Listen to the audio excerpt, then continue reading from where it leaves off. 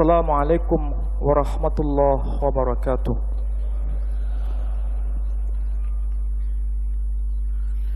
Alhamdulillahi rabbil alamin.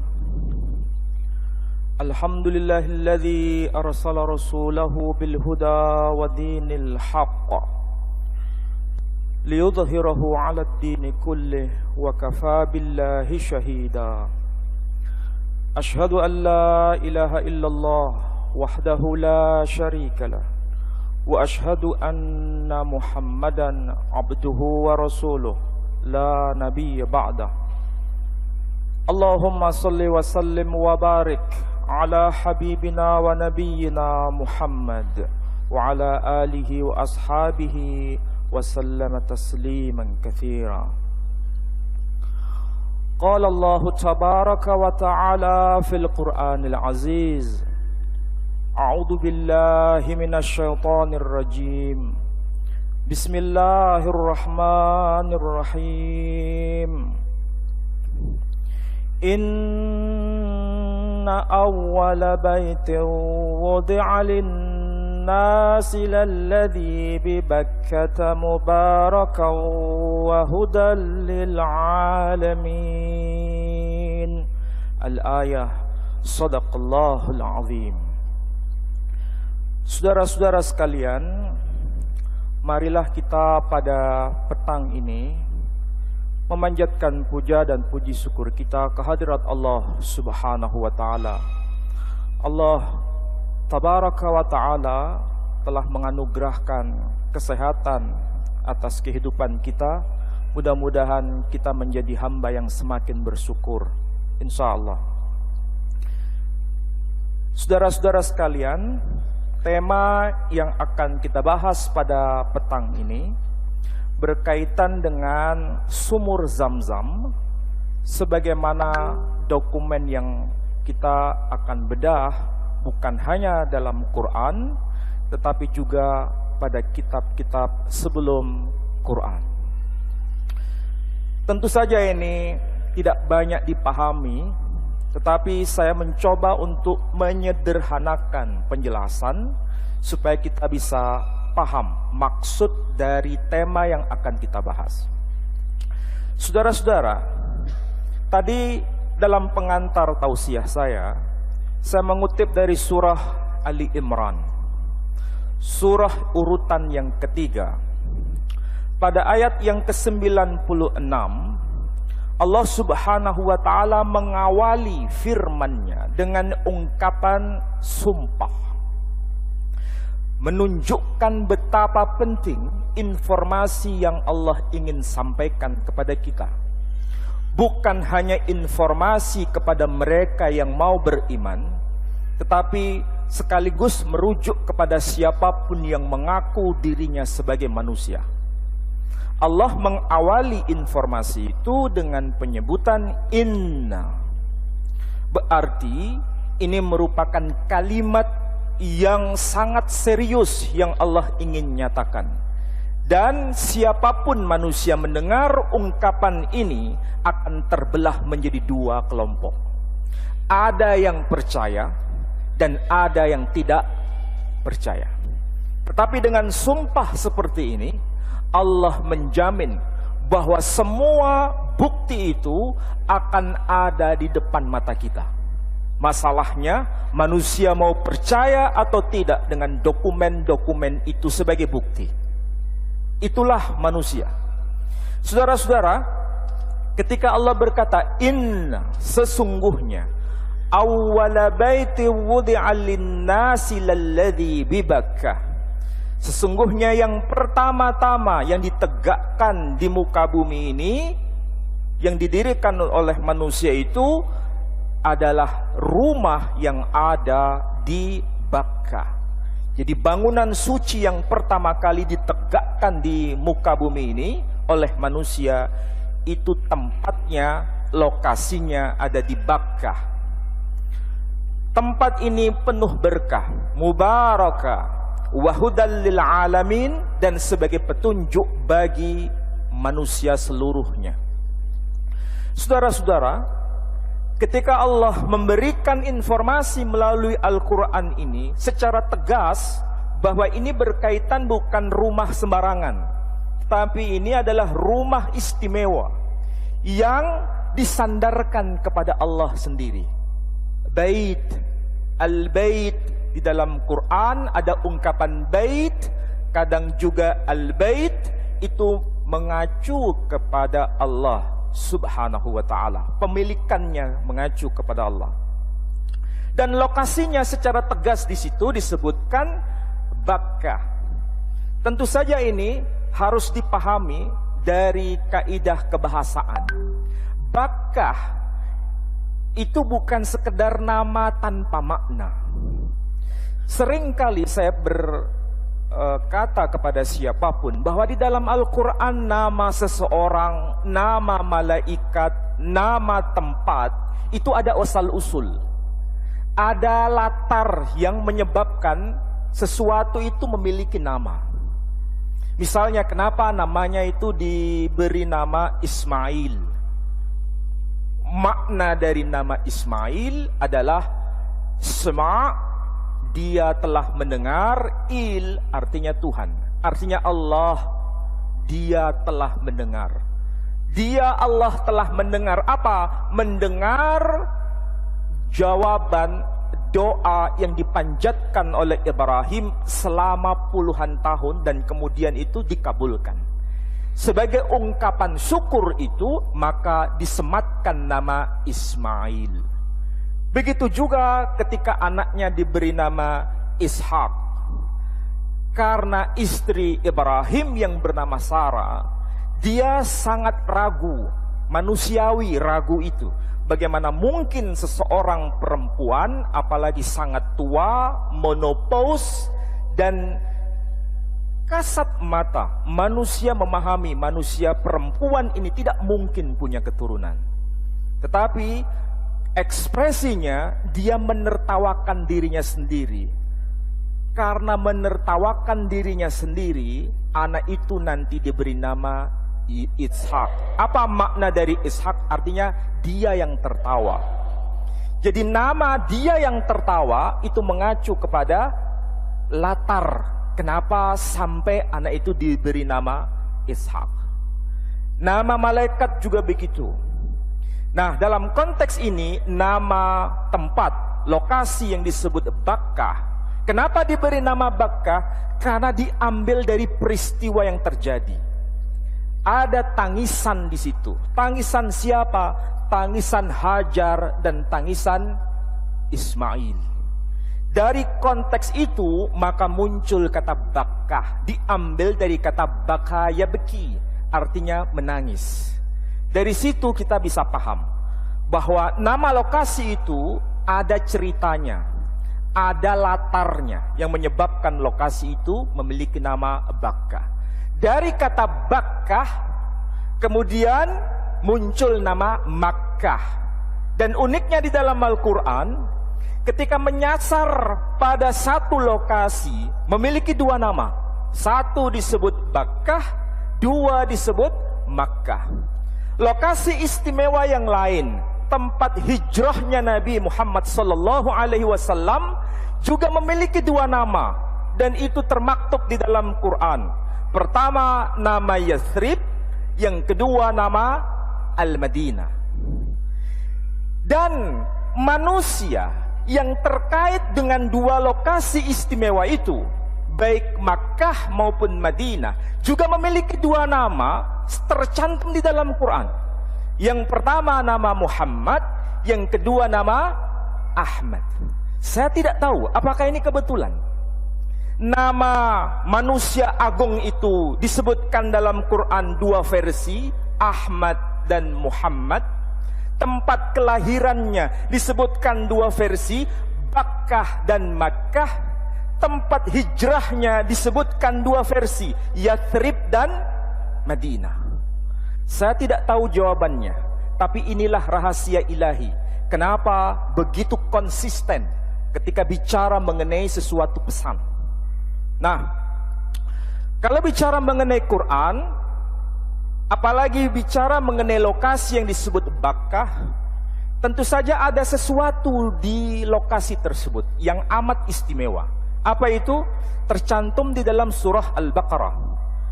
Silakan yang bawa Quran bisa dibaca dalam surah Al-Baqarah, surah yang kedua, ayat yang ke-158.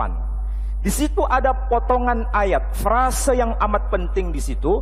Inna safa wal marwata min sya'airillah. Lagi-lagi diawali dengan ungkapan inna. Sama seperti Allah ketika bicara mengenai lokasi tersebut dengan ungkapan inna awwala baitin. Ketika bicara mengenai situs tertentu di lokasi istimewa itu, Allah juga bicara dengan ungkapan inna safa wal marwata. Ada apa di balik itu semua? Inilah rahasia bahasa Quran. Dan tentu saja kalau kita baca Quran itu semakin takjub. Kata demi kata itu mengandung pesan yang amat dalam. Dan di sini disebutkan ungkapan Safa dan Marwah. Ini situs kalau bahasa kita. Dan itu rupanya bentuknya bukit, gunung kecil. Padahal apakah yang dimaksud oleh Allah Tabaraka wa Ta'ala itu menyasar pada lokasi atau menyasar pada jejak manusia agung yang berkaitan dengan lokasi itu?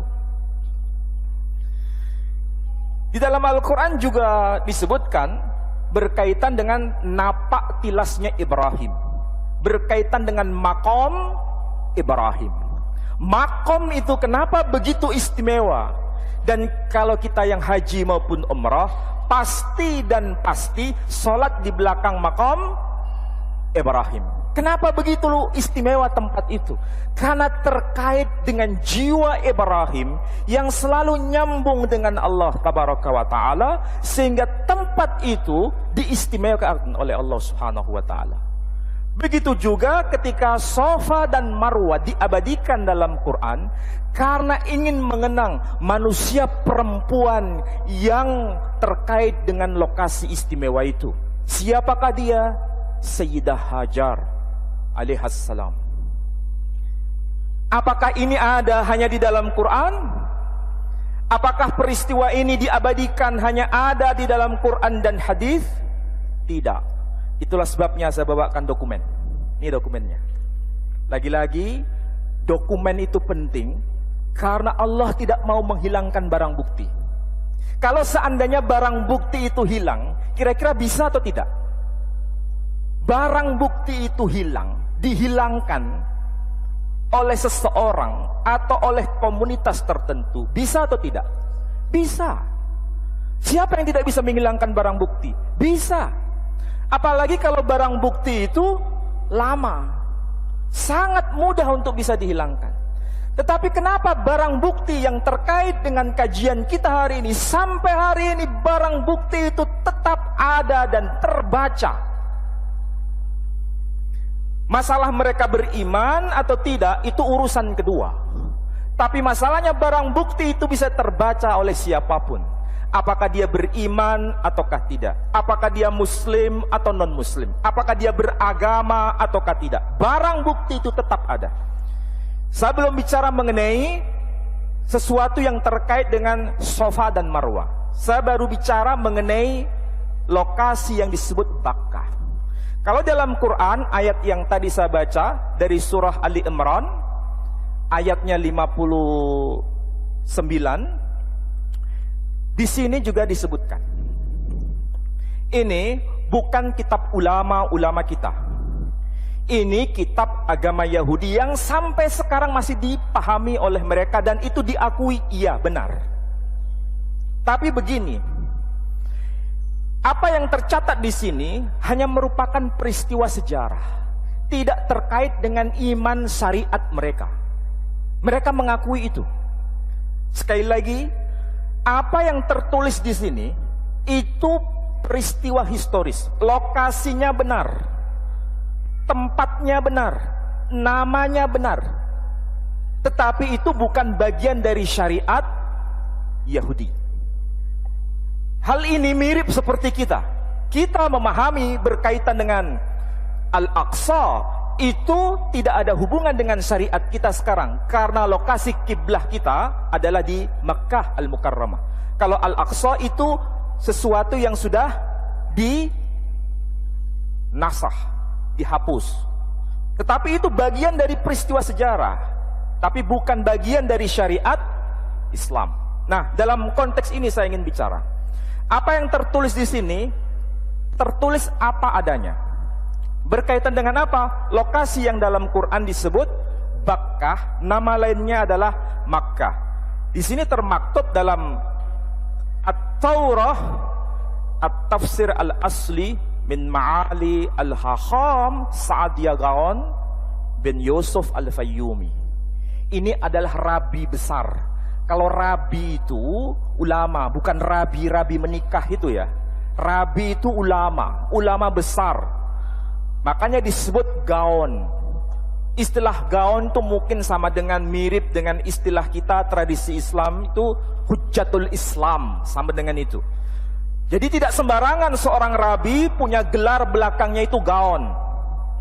Rabi ada misal Rashi, Rabbi Shlomo bin Yitzhak, tapi dia gelarnya tidak gaon, hanya sekedar rabi saja. Tapi ini namanya Sa'adiyah bin Yosef Al-Fayyumi, gelarnya Sa'adiyah Gaon. Jadi kalau gaon itu berarti siapapun pasti paham betapa penting peranan beliau. Ini satu-satunya terjemahan bahasa Arab dari kitab Tauratnya. Di dalam Sefer Bereshit, kalau bahasa Arabnya itu Sefer Ta'win, disebutkan di sini pada pasal yang ke-10 ayat yang ke-30 dikatakan begini. Ayat yang ke-30. Apa yang disebutkan? Wa kana maskanuhum mim Makkah ila an taji'a ila al-Madinah ila al-Jabal Syarqi. Saya ulangi lagi. Wa kana maskanuhum min Makkah ila an taji'a ila al-Madinah ila al-Jabal Syarqi. Artinya seperti apa?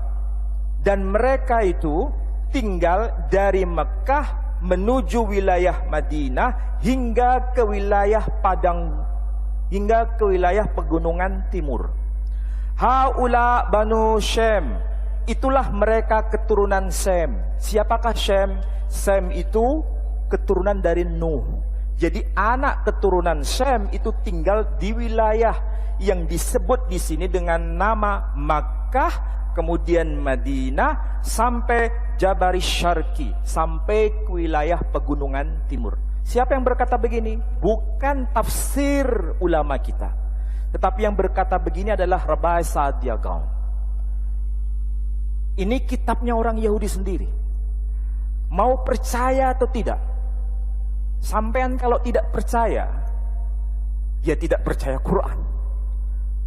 Tapi orang Yahudi memahami bahwa apa yang tertulis di sini itu betul. Dan kalau sama dengan Quran, mereka tidak menafikan ini. Mereka mengaku itu sebuah kebenaran. Tempat atau lokasi itu benar. Dan ini terkait dengan manusia laki-laki yang bernama Ismail itu. Bukan menyasar kepada manusia lain. Nah, saudara-saudara, berkaitan dengan ini, tentu saja kalau bicara mengenai Makkah, ada situs istimewa di tempat itu yang terkait dengan Safa dan Marwah. Safa Marwah itu adalah dua bukit utama, tetapi tidak secara letterleh di dalam Quran disebutkan mengenai Zamzam. Tapi antara Safa dan Marwah kemudian dikaitkan dengan sumur Zamzam, itu satu dengan yang lain ibarat satu mata rantai. Hanya saja di dalam Quran disebutkan bukitnya saja. Bukit tempat peristiwa bagaimana Hajar itu lari dari satu lokasi ke lokasi yang lain. Dalam rangka apa? Mencari mata air. Cuma mata airnya tidak disebutkan dalam Quran. Anehnya, nama Bukit Safa, Bukit Marwah tidak disebutkan dalam kitab orang Yahudi ini, tapi mata airnya disebutkan di sini. Artinya apa? Kalau ini dipelajari bersama-sama, dibaca secara bersama-sama, ini merupakan kesaksian yang saling melengkapi. Saya ulangi lagi. Kalau dalam Quran hanya disebutkan Bukit Safa dan Bukit Marwah dalam rangka mencari mata air. Tapi mata airnya tidak disebutkan dalam Quran. Tapi di sini mata airnya disebutkan, Bukit Safa dan Bukit Marwahnya tidak disebutkan. Tapi manusia perempuannya disebutkan dalam teks ini. Ini yang namanya teks utama yang dipelajari di semua yeshiva di seluruh dunia. Tahu istilah yeshiva? Yeshiva itu ibaratnya pesantren kalau Islam itu. Kalau mereka menyebutnya yeshiva. Jadi siapapun pasti baca ini. Ini yang namanya kitab Hamisha Khumse Torah, Mikraot Gedolot. Mikraot itu kalau bahasa kita sama dengan kiroah. Hampir mirip ya, karena memang itu satu keluarga. Jadi mikraot, kiroah, keriah itu akar katanya sama. Di dalam teks ini memang agak tebal. Ini yang namanya teks Sefer Bereshit. Mungkin nanti kalau di shoot saya kira lebih bagus lagi, supaya tidak hanya ngomong tapi bisa di shoot di sini. Ini di dalam teks yang nanti akan kita baca, ini ringkasnya begini. Hajar itu pergi ke wilayah padang gurun. Hajar pergi ke wilayah padang gurun. Dan dalam proses perginya itu dia betul-betul kehabisan air. Dan ketika kehabisan air, kemudian malaikat Tuhan menampakkan kepada dirinya. Itulah sebabnya dalam tradisi Yahudi yang namanya Hajar disebut sebagai nabi perempuan. Karena dialah satu-satunya perempuan yang bisa bertatap muka dengan malaikat. Aneh kan? Kalau dalam Islam tidak ada nabi perempuan, semua nabi laki-laki. Kalau bahasa kita mungkin mirip peristiwa itu sama dengan Sayyidah Maryam. Sayyidah Maryam itu bukan kategori seorang nabi. Dia manusia perempuan istimewa yang sanggup berkomunikasi dengan malaikat karena ada rancangan tertentu. Begitu juga berkaitan dengan Sayyidah Hajar alaihissalam, berkaitan dengan apa yang nanti akan terjadi. Nah, lokasi yang akan menjadi unik itu, sumur itu nanti di dalam teks ini disebut dalam bahasa Ibraninya dengan sebutan Be'er Lahai. Be'er bahasa Arabnya bi'r. Apa itu bi'r bahasa Arabnya? Sumur. Bahasa Ibraninya Be'er. Dari huruf Bet, Alef, Be'er, Ros. Bet, Alef, Resh. 3 huruf. Itu kalau dibaca Be'er, artinya sumur. Disebut sumur Lahai karena malaikat waktu itu menjumpai dia disebut Malah Adonai atau malaikat Tuhan. Apa penjelasan seorang rabi yang bernama Ibn Ezra? Tidak bertentangan dengan apa yang dijelaskan oleh Saadia Gaon sebagai seorang rabi. Ketika menjelaskan kenapa diberi nama Be'er Lahai, disebutkan begini di sini. Disebutkan dengan ungkapan yang amat menakjubkan. Ki bechol sana, disebutkan. Ki bechol sana hayu hoggim hayishmaelim el habe'er hazot gam hayyom yikare be'er zamzam. Kalau diterjemahkan begini, Ki bechol sana, karena setiap tahun. Kol bahasa Arabnya kul, sama kan? Bisa bermakna semua, bisa bermakna setiap. Ki bechol sana, karena setiap tahun. Hayu hoggim, ada orang-orang hoggim. Kalau hog, seorang yang berhaji. Tapi kalau hoggim, orang-orang yang berhaji. Makanya dalam bahasa Arab, haj, huruf jim, mereka tidak bisa mengucapkan huruf jim, tapi menjadi gim, gimel. Maka Hajar kalau bahasa Arabnya mereka menyebutnya Hagar, huruf G, gimel. Sementara kita jim, ya kan? Tapi maksudnya sama, pelafalan. Makanya kalau bahasa Arabnya itu rijil, kaki, mereka menyebutnya regel. Bahasa Arabnya rijil, ya. Sementara haj mereka menyebut haq. Saya ulangi lagi, teks yang ditulis oleh Ibn Ezra mengatakan kibekhol sana, karena setiap tahun hayu hoggim, ada orang-orang yang berhaji, hayishmaelim. Hayishmaelim itu artinya orang-orang Ismail, atau orang-orang keturunan Ismail, atau orang-orang yang menganut imannya Ismail. Jadi orang-orang Yahudi menyebut kita itu hayishmaelim. Jadi saya, Aba Uthman dan lain-lain ini disebut dalam bahasa mereka hayishmaelim. Mereka menganggap iman kita itu iman yang betul, tapi bukan dengan syariat Yahudi, tapi syariat Ismail. Paham maksudnya? Jadi mengatakan hayishmaelim, orang-orang yang mengikuti imannya Ismail, mereka melaksanakan haji LHBR Hazot, menuju kepada sumur itu. Sumur itu maksudnya apa? BR Lahai. Kemudian Gamhayyom Yikare BR Zamzam. Dan saat ini sumur itu Yikare BR Zamzam, disebut dengan nama sumur Zamzam. Tulisannya sama. Kalau Zamzam tulisannya apa? Coba nanti cross check dengan bahasa Ibraninya. Zamzam di sini tertulis dengan huruf zayin, mem, zayin, mem. Bahasa Arabnya gimana? Sama, zain. Mereka menyebut zayin. Mem, mereka menyebut mem. Zayin, mem. Dibaca Zamzam. Ini kitabnya. Mau apa lagi? Jadi kalau dijelaskan itu BR Lahai, nama lainnya adalah sumur Zamzam itu sendiri. Ini adalah fakta historis, saudara-saudara, yang tidak bisa dibantah oleh siapapun. Hurufnya bukan huruf bahasa Indonesia ini. Hurufnya huruf Ibrani, bukan huruf Arab, bukan huruf Jawa, bukan huruf Latin. Hurufnya Ibrani semua.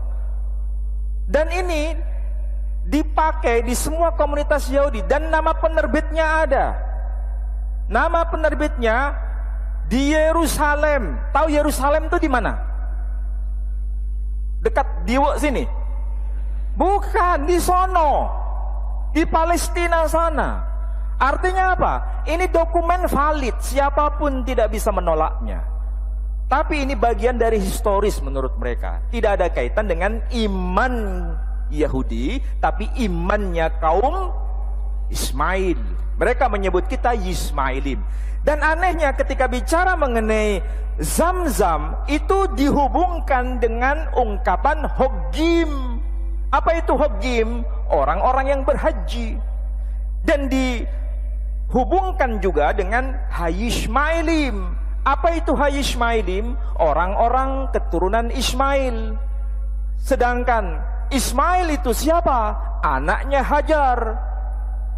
Kenapa Hajar begitu? Karena dia bertemu dengan malaikat dalam peristiwa luar biasa. Di situ ditemukan yang namanya sumur istimewa.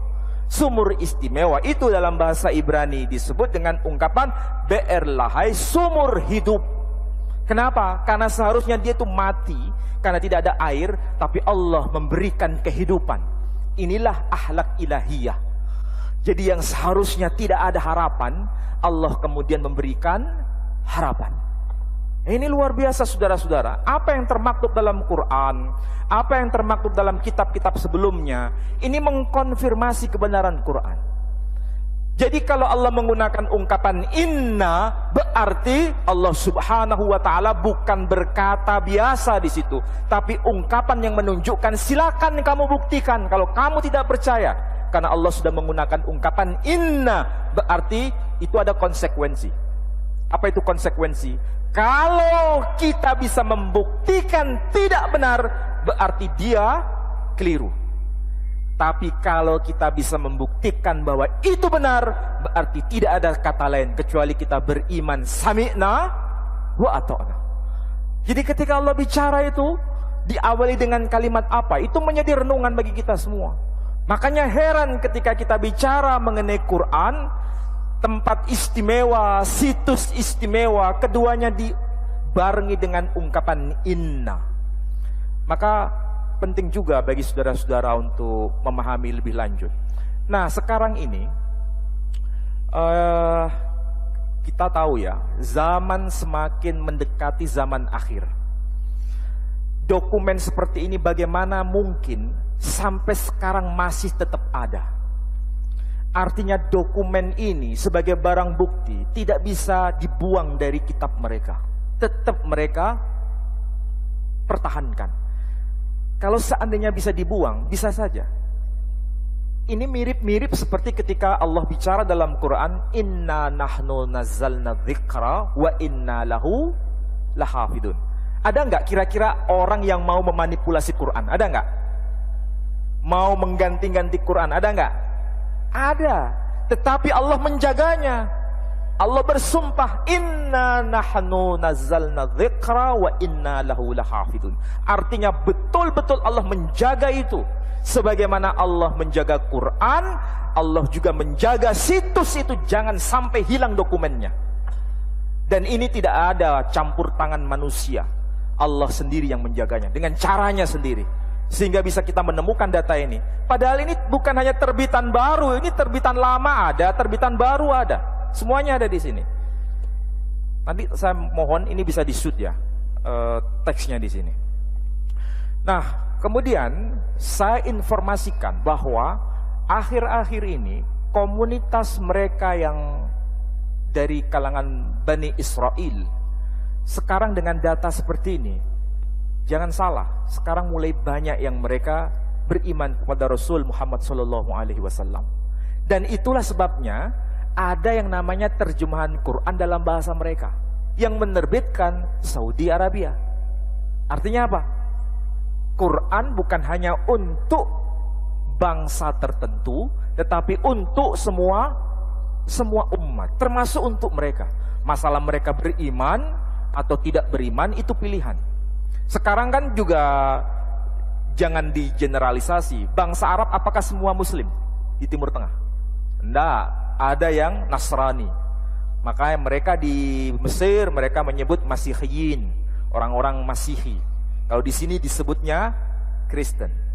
Makanya kalau mengucapkan salam ya tetap dalam bahasa Arab, tapi beda redaksinya. Kalau kita Muslim di Mesir menyebutnya Assalamualaikum. Kalau mereka yang Kristen yang Arab di sana menyebutnya Salamun lakum.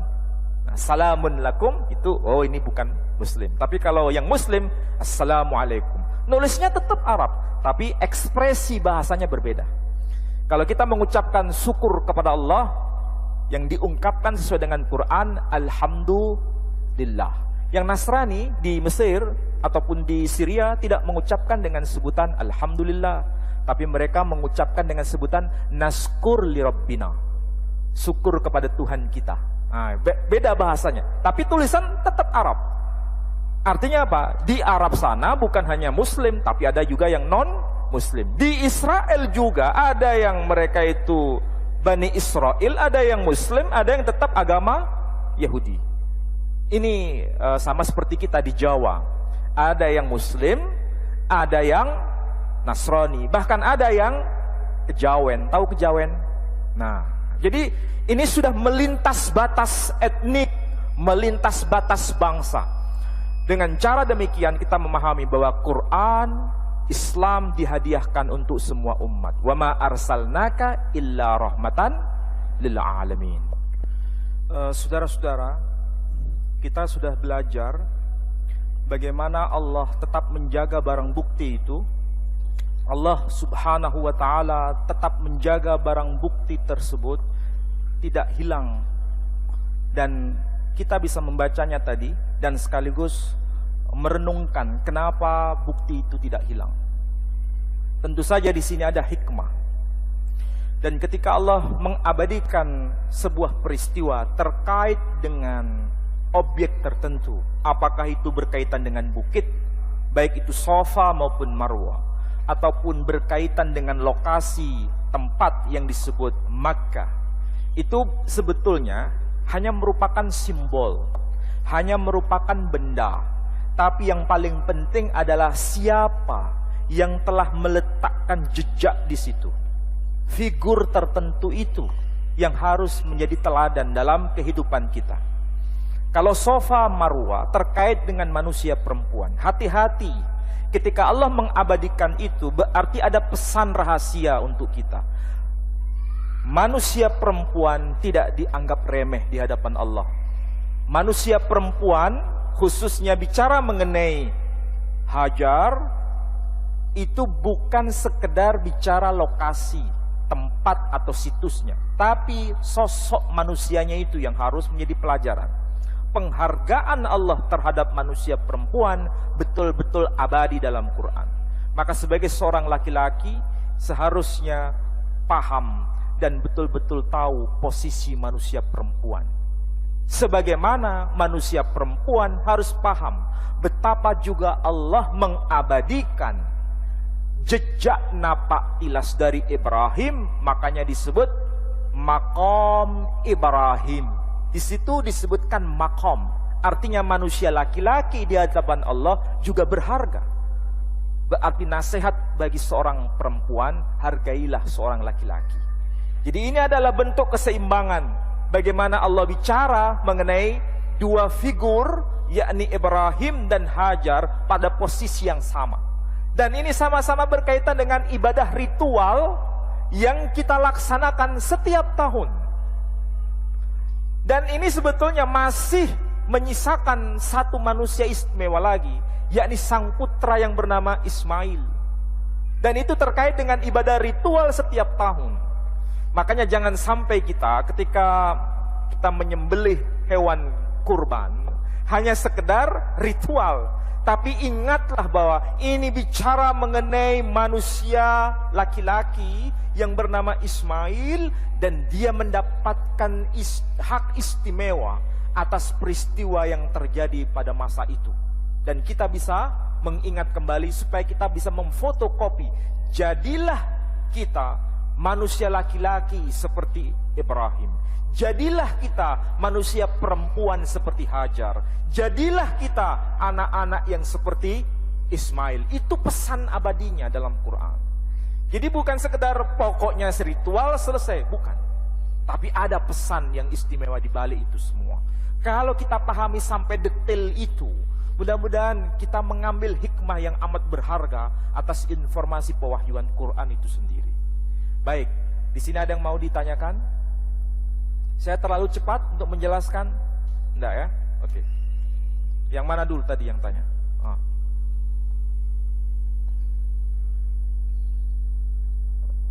Assalamualaikum warahmatullahi wabarakatuh. Yang saya mau tanyakan satu, bagaimana Bakkah berubah menjadi Mekah? Ini yang pertama.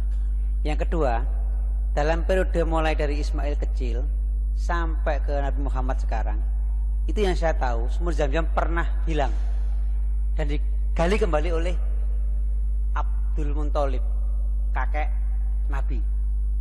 Dan siapa yang menutup itu, dan bagaimana proses dari antara katanya di situ sebelum Muhammad jadi Nabi, itu sudah banyak orang-orang yang berhaji di situ, bertawaf di situ. Jadi Mekah itu selalu ada orang yang tawaf di situ. Bagaimana cerita itu lebih detailnya bagaimana? Itu aja. Ya. Baik. Apa yang terdokumentasi dalam dokumen-dokumen Islam, misalnya Tarikh At-Tabari yang ditulis oleh Imam At-Tabari. Beliau menulis tafsir itu dan sekaligus menulis tarikhnya, sejarahnya, lengkap berjilid-jilid. Insya Allah kalau tidak keliru beliau wafat tahun 310 Hijri. 310 Hijri beliau wafat. Tetapi ini kan dokumen Islam. Kalau dokumen Islam sudah selesai, tidak perlu dikomunikasikan kepada komunitas di luar Muslim. Tetapi kalau kita mau bicara kebenaran, tidak bisa hanya dokumen eksklusif, harus ada dokumen pembanding. Kalau dokumen pembanding harus di luar dokumen Islam. Ada nggak yang menyebutkan data yang minimal sejajar dengan informasi itu? Nah, dalam konteks ini ada. Dan sangat di luar dugaan, dokumen pembanding itu justru ditulis oleh Herodotus abad ke-5 sebelum Masehi. Bayangkan abad ke-5 sebelum Masehi. Coba kita hitung. Abad ke-5 sebelum Masehi, ini ada orang yang bernama Herodotus. Dan itu dia orang Yunani. Orang Yunani itu dekat Turki. Dan bahasanya bahasa bahasanya bahasa Yunani. Dokumen itu sampai sekarang masih dapat kita baca. Ada yang terjemahan bahasa Inggris, ada yang terjemahan bahasa non-Inggris. Tapi bahasa aslinya ditulis dalam bahasa Yunani. Dan itu disebutkan lokasi atau tempat itu dengan nama Makoraba. Makoraba itu bentuk Yunani dari bahasa Timur Tengahnya, dari kata Makaraba. Dari kata Makaraba. Maka ya Maka, Raba yang agung. Jadi Maka yang agung. Maka dalam bahasa Ibrani misalnya ada Bereshit Raba, ada Shemot Raba, ada Wayikra Raba, ada Bemidbar Raba, ada Devarim Raba. Ini Makoraba, Makaraba. Diyunanikan menjadi Makoraba. Dan kalau dokumen abad ke-5 sebelum Masehi, abad ke-5 ya, abad ke-4, abad ke-3, abad ke-2, abad ke-1, 0, abad 1 Masehi, abad ke-2 Masehi, abad ke-3 Masehi, abad ke-4 Masehi, abad ke-5 Masehi, abad ke-6 Masehi, abad ke-7 Masehi, Islam baru hadir. Berarti berapa abad ini? 12 abad. 12 abad kalau dihitung itu sama dengan 1200 tahun. Kalau 1200 tahun itu masa yang pendek atau masa yang panjang? Masa yang panjang. Tapi nama itu, nama lokasi istimewa itu tercatat dalam dokumen itu. Tidak salah bila Allah mengabadikan dengan ungkapan inna awwala baitin. Pakai ungkapan apa di situ pengantarnya? Inna. Ini main dokumen, bukan pokoknya percaya sudah. Nggak bisa. Harus ada dokumen. Mana dokumennya pembanding? Kalau dokumen Islam, oke. Dokumen pembandingnya mana? Kalau tidak ada, susah kita mempertanggungjawabkan klaim itu. Apalagi ada dokumen Yahudi, ada dokumen Yunani. Nah, kalau nama lokasi itu tercatat, apakah sekedar nama lokasinya? Sebetulnya lebih dari itu. Karena di lokasi itu berarti ada peristiwa yang luar biasa di lokasi itu. Maka tidak salah bila itu dikaitkan dengan peristiwa haji. Orang-orang Arab berkumpul di lokasi tersebut. Dan nama, nah ini lagi-lagi, nama dewa yang diistimewakan di lokasi itu diabadikan dalam Quran. Apa itu nama dewa? Di situ dewa perempuan, nama apa? 3 dewa perempuan utama. Latta, Uzza, Manat. Saya sudah membuat kajian seperti ini. Tapi nama Allat, Dewi Allat, itu kan baru muncul dalam Quran abad ke-7. Betul? Nabi kan lahir tahun 571 Masehi. Quran rampung abad ke-7 Masehi. Artinya berkaitan dengan nama Allat, versi bahasa Arabnya muncul hanya di dalam Quran. Tapi apakah betul baru muncul era itu abad ke-7 Masehi? Tidak. Ternyata nama dewa Allat itu sudah tercatat dalam dokumen Herodotus abad ke-5 sebelum Masehi dengan versi bukan disebut Allat tapi Alilat. Dan itu tempat lokasinya di wilayah Araba, di Arabia. Artinya apa? Al-Quran betul-betul mengkonfirmasi. Ketika bicara mengenai fakta historis, bisa dikonfirmasi dengan dokumen-dokumen sebelumnya. Bayangkan, 1200 tahun itu bukan masa yang pendek, itu masa yang panjang. Tapi kenapa masih abadi dalam Quran? Nggak usah jauh-jauh, saudara-saudara. Apalagi berkaitan dengan Alilat atau Allat. Nama Dewa Suwa. Dalam Quran ada nggak Dewa Suwa? Itu zamannya Nabi Nuh. Ternyata ini dikonfirmasi dengan dewa yang tertulis dalam dokumen agama Hindu. Dewa apa? Shiva. Dan itu betul. Berkaitan dengan sosok yang sama. Tetapi bagaimana bisa nyambung semua itu? Inilah Quran. Apa yang terjadi di masa lampau, itu semua diungkapkan dalam Quran. Apa yang sudah ada, apa yang sedang ada, dan apa yang akan ada. Kalau orang Arab mengatakan kana yakunu saufa yakunu, semuanya ada dalam Quran. Semuanya ada. Dan berkaitan dengan haji, iya, haji itu sudah ada sebelum Islam datang. Tetapi ada sesuatu yang diselewengkan. Itulah sebabnya ketika Islam melalui tangan risalah Muhammad sallallahu alaihi wasallam diluruskan, dikoreksi. Yang keliru, yang bengkok-bengkok dikoreksi. Tapi ibadah itu berlangsung lama. Itulah sebabnya tercatat dalam kitab orang Yahudi sendiri. Disebutkan apa? Hogim, orang-orang yang berhaji. Paham ya? Dari sini. Oke. Ada yang lain? Oh, apa yang tadi yang belum? Oh, yang tertutupnya Zam-Zam. Kalau yang membuka, yang dikabarkan dalam dokumen-dokumen Islam, yang membuka itu adalah Abdul Muttalib yang membuka. Tapi yang menutup, saya tidak begitu banyak tahu detailnya. Tapi yang membuka itu adalah Abdul Muttalib. Iya, betul. Tidak ada penjelasan detail. Cuma yang berkaitan dengan lokasi sumur Zam-Zam itu sudah diabadikan di kitab ini. Sudah ada. Cuma kapan ditutup, kemudian kapan dibuka, itu dokumen Islam yang memberikan informasi secara rinci. Dan namanya pun disebut, yang membuka itu adalah Abdul Muttalib.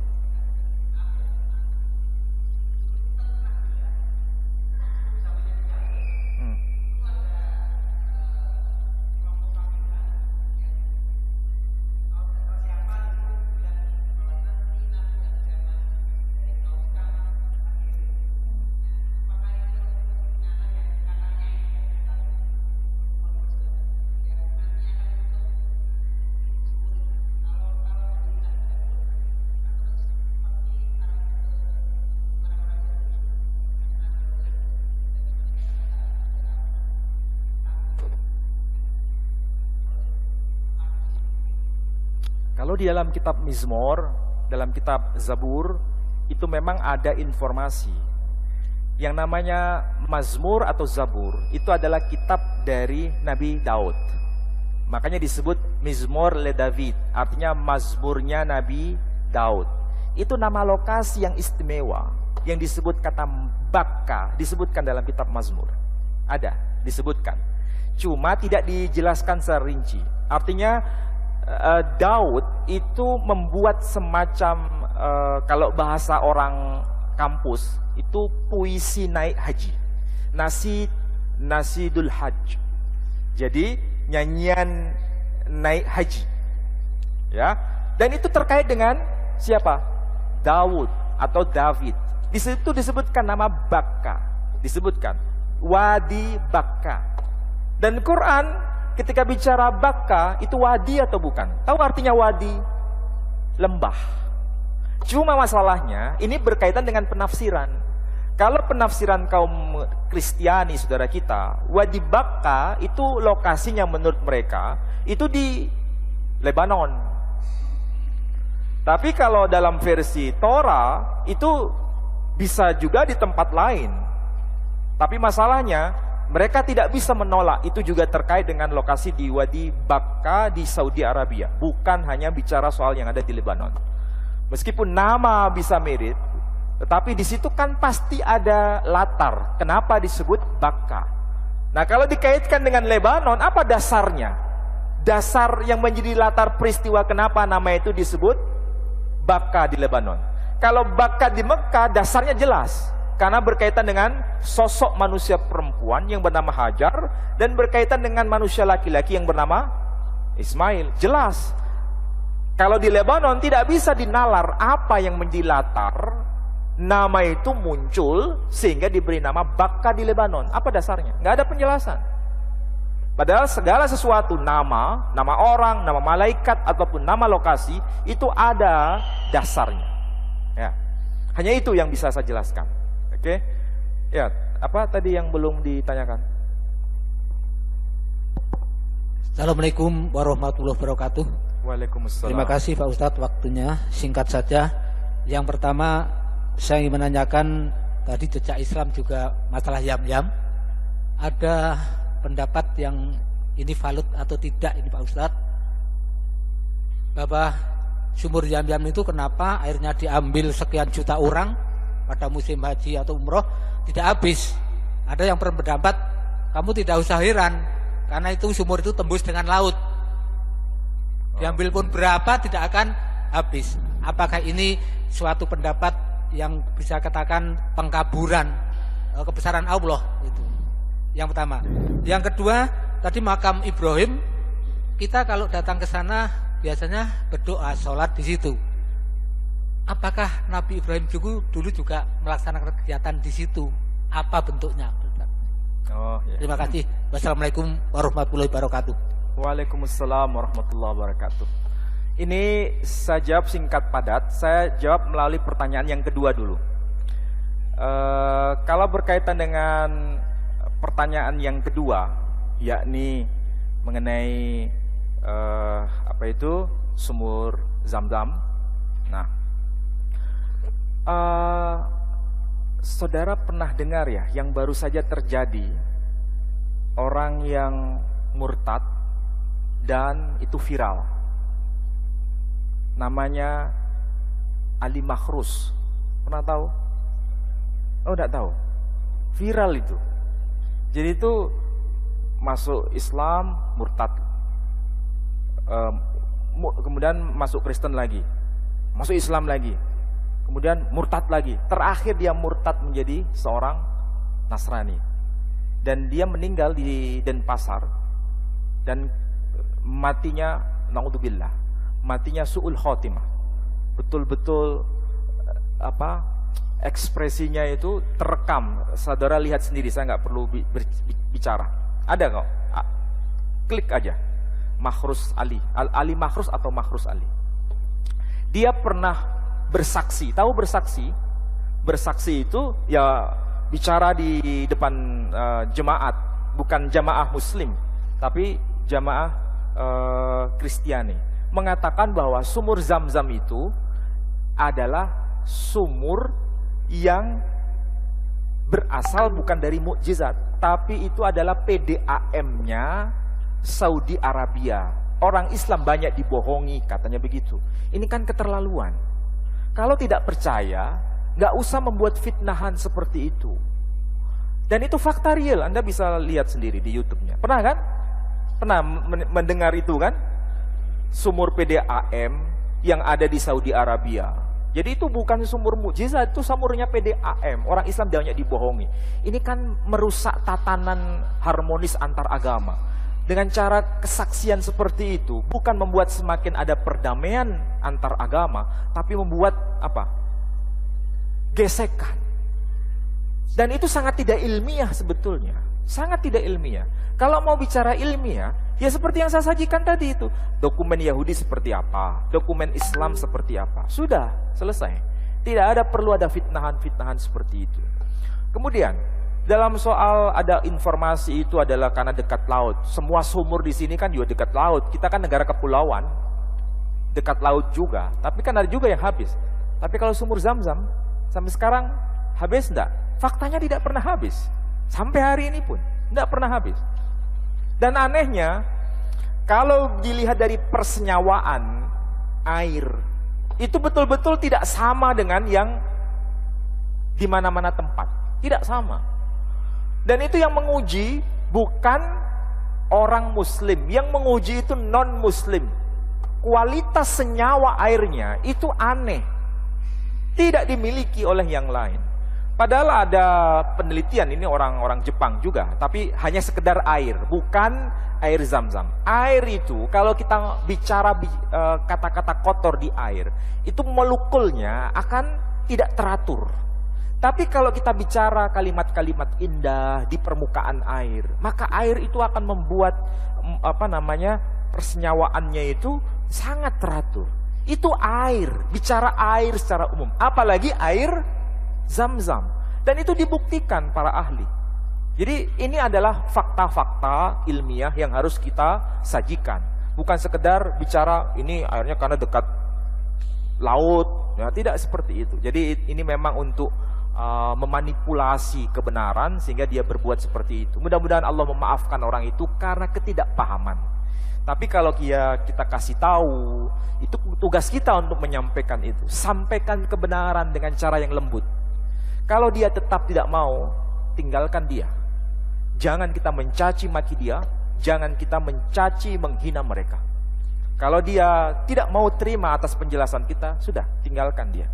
Mudah-mudahan dengan cara seperti itu mereka tahu bahwa kita bukan orang-orang yang tidak berakhlak. Kita adalah orang-orang yang berakhlak.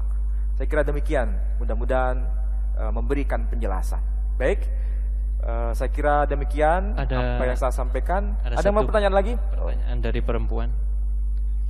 Apakah di dalam kitab Injil ada penjelasan tentang kota Mekah dan sumur Zam-Zam? Mohon penjelasan.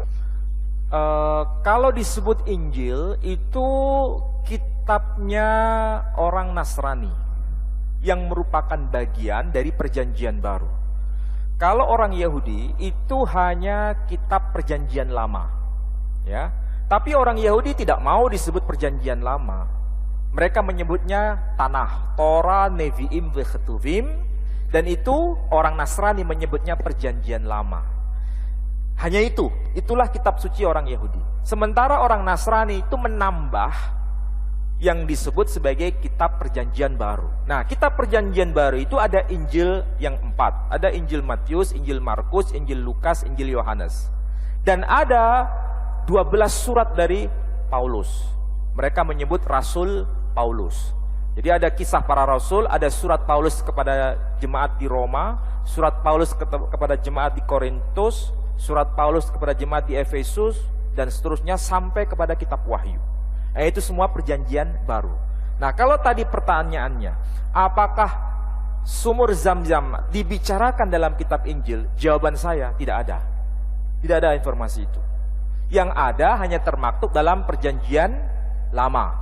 Itu ada di dalam kitab Mazmur, ada di dalam kitab Kejadian, di dalam tafsirnya orang-orang Yahudi ada, dan kitab Perjanjian Lama itu bagian dari kitabnya orang Nasrani. Jadi kalau kitab orang Nasrani itu ada 2, Perjanjian Lama, kemudian Perjanjian Baru. Dia nggak mungkin hanya terima Perjanjian Baru saja. Perjanjian Lama harus diterima. Makanya jadi satu kitab tebal. Nah, kalau orang Yahudi hanya Perjanjian Lama saja. Kenapa orang Yahudi menolak Perjanjian Baru? Karena mereka tidak beriman kepada Isa Al-Masih sebagai Al-Masih. Dianggapnya sebagai Al-Masih palsu. Makanya kitab Injil ditolak oleh mereka. Ditolak oleh mereka. Jadi jawaban sederhananya apa? Tidak ada informasi mengenai itu dalam kitab Injil. Tidak ada. Tapi kalau dalam Bible, ya. Dalam Perjanjian Lama ada informasi itu. Terutama berkaitan dengan apa? Be'er Lahai. Apa itu Be'er Lahai? Sumur hidup. Nama lainnya apa? Be'er Zam-Zam. Sudah saya jelaskan tadi. Oke? Mudah-mudahan apa yang saya sampaikan ini bermanfaat bagi para jamaah dan menguatkan iman kita pada iman Islam kita. InsyaAllah. Dan kita tutup dengan doa penutup majelis. Subhanakallahumma bihamdika asyhadu an la ilaha illa anta astaghfiruka wa atubu ilaik. Assalamualaikum warahmatullahi wabarakatuh. Waalaikumsalam.